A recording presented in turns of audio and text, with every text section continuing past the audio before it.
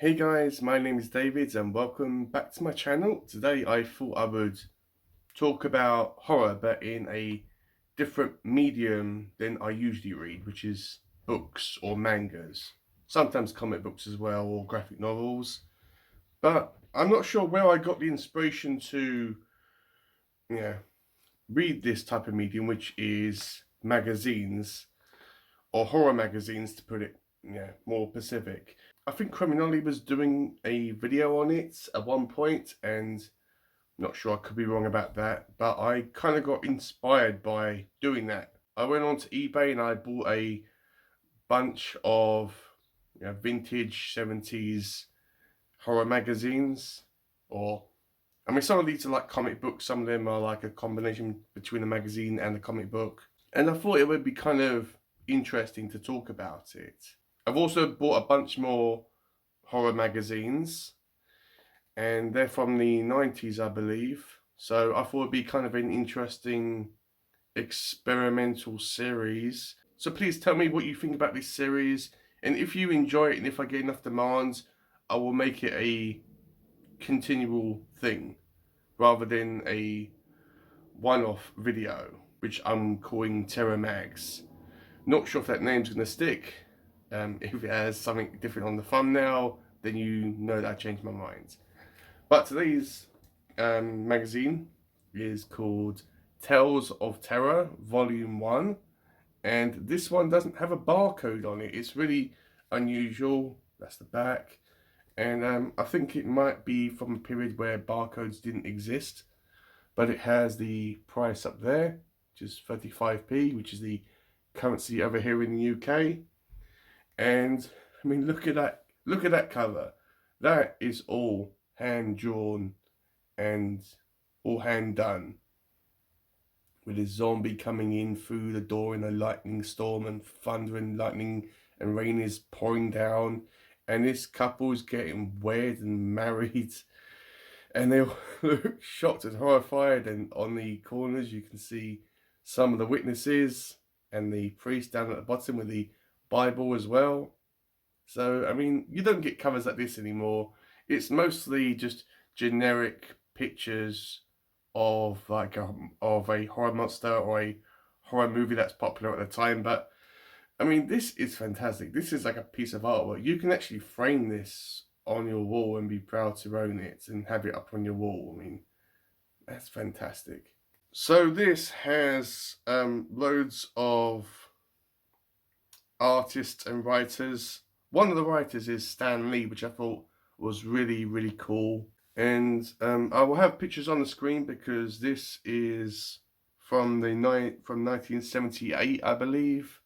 So I will try to put pictures up so I don't damage it. It's not super fragile, but because it's from the 70s, I don't want to take a chance. Didn't cost me a lot, but you get the point. It opens up with a little bit from the editor describing, it's more or less like a Crypt Keeper intro to the reader, and it has a picture there which is really, really cool. I mean, the artwork in this is phenomenal. You can look at it all day and just explore it and just notice all the different details in the drawings. So this is what the description says, or the little intro at the beginning. Oh, good evening. So glad you could make it. Come in and close the door. That drought would cut into a man's soul. Now sit down and tell me how I can help you. Tales of Terror. What can I tell you about it? Well, Tales of Terror is simply what the title suggests. A collection of stories designed to scare the reader. Not the gut-wrenching, sickening stories which consist of nothing more imaginative than blood and entrails all over the place, but a more uneasy style of horror which aims to make you glance over your shoulder while you read. So that is pretty much what this is. This is a magazine, or of course it's a magazine, but it's a comic book short story collection. Now, I will have up on the screen the list of all the writers and artists and everybody that was responsible for this issue up on the screen, so I don't have to like read them all and mispronounce everyone's names and all that jazz. So the first story is called Child of Darkness, which I just showed the picture. And this is about a zombie who is, well, kind of a zombie. He's not the traditional zombie. He's more like a Frankenstein monster, sort of. That cross between that and a zombie. He has super strength.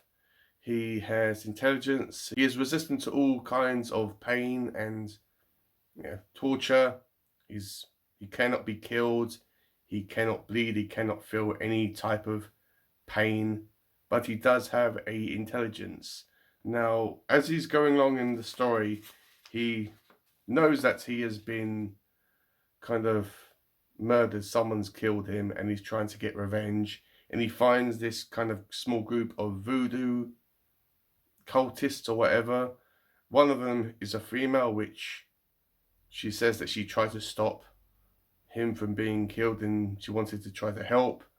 And in the meantime, he comes across a couple whose son has been transformed into a beast, which are up on the screen. It's implied that it's more like a man ape or something along them lines. And as the female voodooist and our hero, or sort of hero, he's not good or bad, he's just who he is, go along and try to uncover, I think, who actually killed him and try to revive him or something. I don't know what their motivations are, but they come across this ape man creature, and it's really good. It's really good. It doesn't go the way that you expect. There is some sort of sympathetic twist to the ending, but it's a satisfying ending, and it's a story which I really, really like. It's a great opening to this whole issue. Next is a story called, let me just be careful, Into the Shadows of the City, and this revolves around a man who is he is unhinged from reality. He wants to try to kill people, and he's trying to think about all the different ways that he can do it. That's in there. And there's a doctor that's trying to help him, but he finds out that this man is insane and crazy and cannot be reasoned with or stopped. It's an okay story. It's not the best, but it's okay. Next story we have is called Blood Death, which is a vampire story. Now this tells of a man who has just watched a stereotypical vampire story about a man that defeats a vampire, and he sits down at his chair thinking, you know what, one day I'm going to get all old and wrinkly and disgusting and I'm going to be in a wheelchair. I've only got about 20 years to live, and most of that I'm going to be all bedridden and all old and disgusting and all that stuff. So he wants to try to prevent that. His marriage isn't really that great. He argues with his wife constantly, who shouts at him all the time. And he finds in the paper, of all things, a vampiress who has been kind of advertising that she's a vampire, and if you want to be bitten, go to this address. And he goes to this address intentionally to become a vampire. And he's trying to figure out, okay, I'll have to get used to drinking blood, and I don't like the sun that much, so that's okay. I'm more of a night person. He's trying to justify it in his mind to get used to the fact that he is going to become a vampire. He knows that it's not like some sort of like fairy tale or something that's, okay, you think you're a vampire, okay, fair enough. He knows full well what he's doing, and when he goes there, he does confront the female vampire who, does her thing. And there is a part of the book which is kind of a spoiler, but because this was written in the 70s, I think that the spoiler warning kind of doesn't really apply anymore.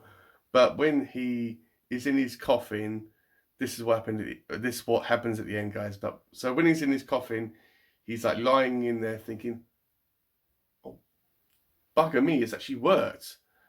And then he's trying to think about, okay, this is what I'm going to do. And then he says, "Oh, it's getting a little bit warm." And what's happened is his wife, who is grieving at this time, decides to cremate him while still in the coffin. So this gentleman gets burned alive before he even has a chance to become a fully fledged vampire. And it's really quite funny. The next story is probably one of my favourite stories in this whole volume, if not my favourite story. And it's not strictly a horror story, it's more of a sci-fi story with a kind of a sprinkling of horror in it. And this is the one which Stan Lee wrote, and that one is called The Last Man.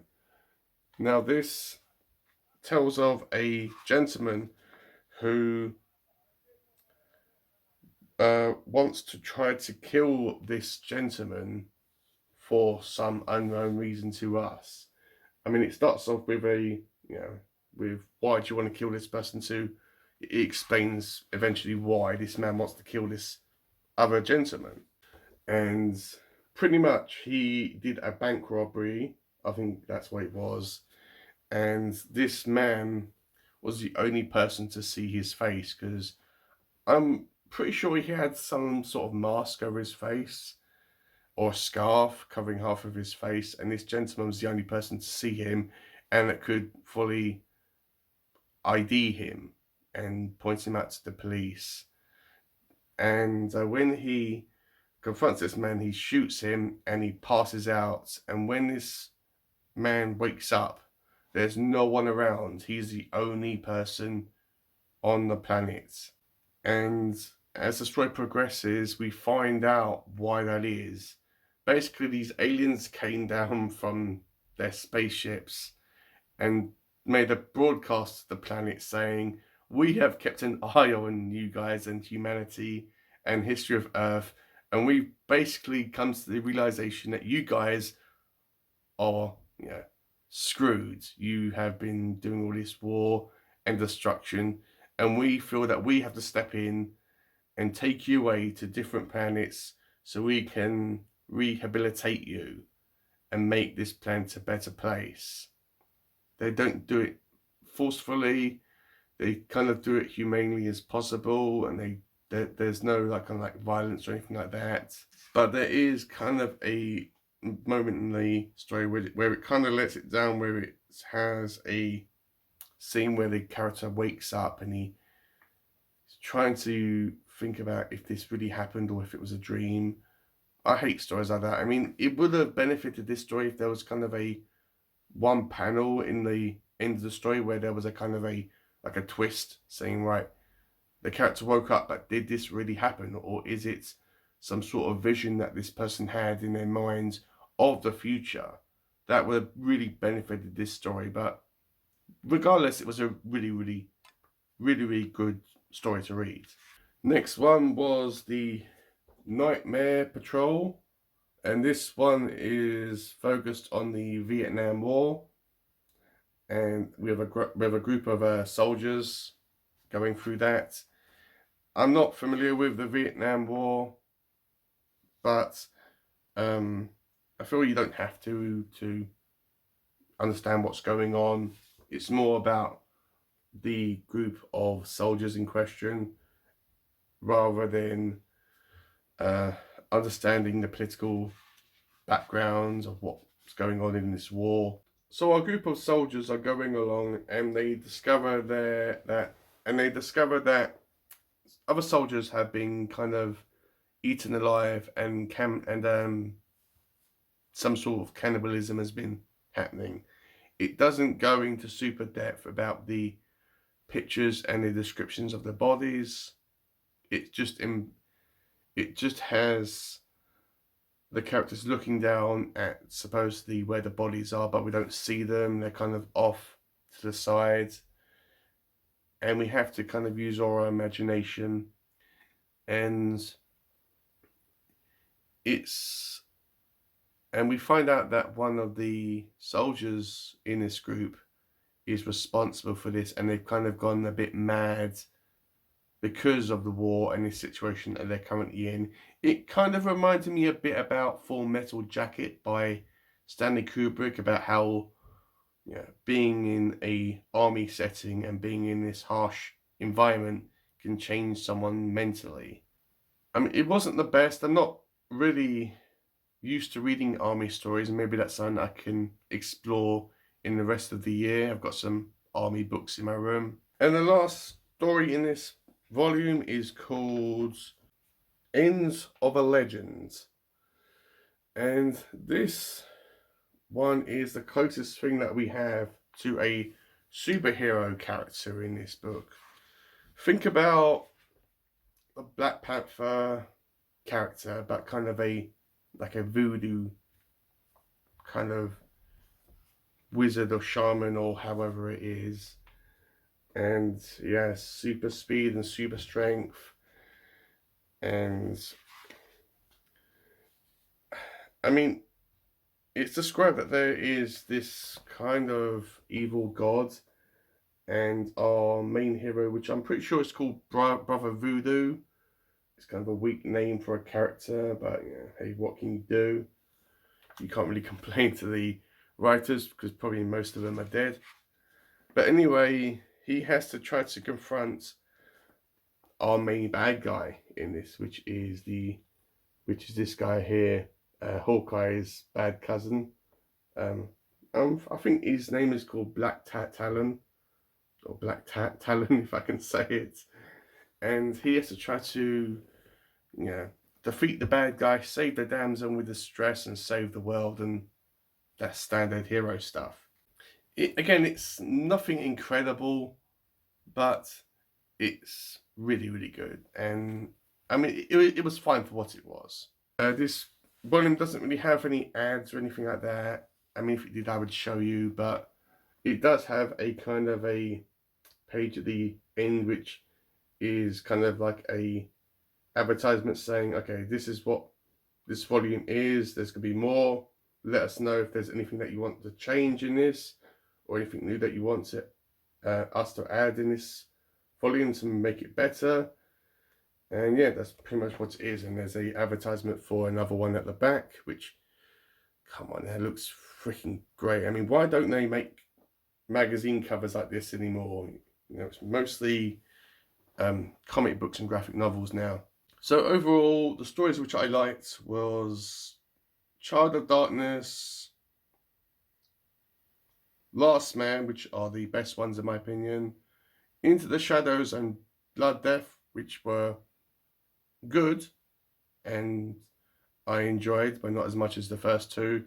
And the ones that I didn't really enjoy that much were the last two, which is Nightmare Patrol and Brother Voodoo. Hang on. Why is it called Brother Voodoo in the... Let me just go back, guys. That's really going to bother me now. Yeah, why is it called Brother Voodoo when it has Legends, End of Legend there? I don't know. But anyway, guys, that has been my kind of description and video on the horror magazine. Let me know, I mean, it's very unlikely, but let me know if you ever read this as a child.